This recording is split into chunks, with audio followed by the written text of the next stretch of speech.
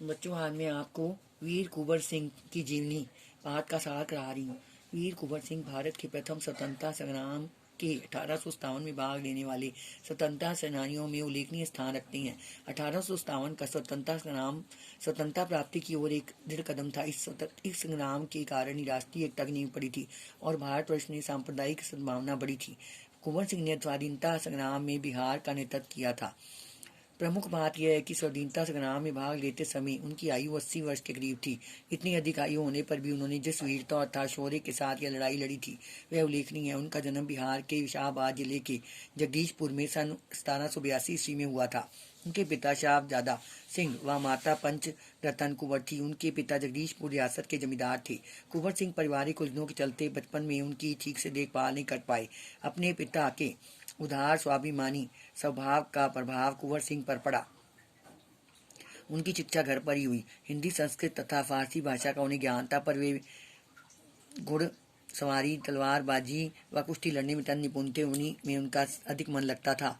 बाबू कुंवर सिंह ने 1827 में पिता की मृत्यु के बाद अपनी रियासत संभाली और उस समय अंग्रेजी हुकूमत के अत्याचारों से ग्रस्त उन्होंने ब्रिटिश हुकूमत के विरुद्ध लड़ने का संकल्प लिया। जगदीशपुर के जंगलों में रहने वाले बसुरिया बाबा उनकी प्रेरणा के स्रोत थे। उन्होंने ही उनके मन में स्वतंत्रता की लग जगाई थी।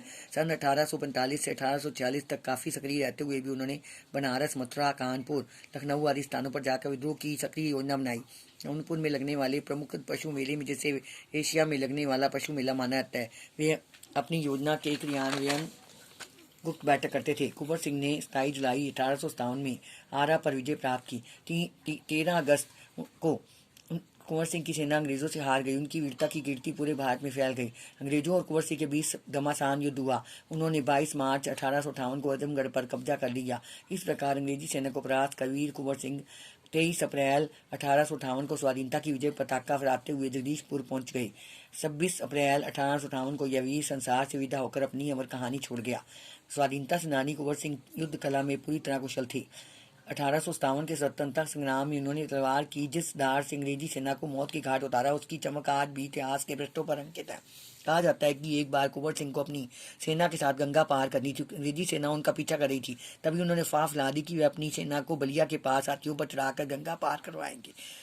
सेनापति डगलस बड़ी सेना लेकर गंगा के तट पर पहुंच गया। कुंवर सिंह ने बलिया से 7 मील दूर शिवराजपुर नामक स्थान पर अपनी सेना को पार करा दी। जब तक डगलस पहुंचा, उसकी पूरी सेना गंगा पार कर चुकी थी। एक अंतिम नाव जिस पर कुंवर सिंह सवार था, डगलस ने मौका मिलते ही कुंवर सिंह पर हमला किया, उस पर गोली चला दी। तभी कुंवर सिंह के बाएं हाथ की कलाई को बेधती हुई एक गोली निकल गई।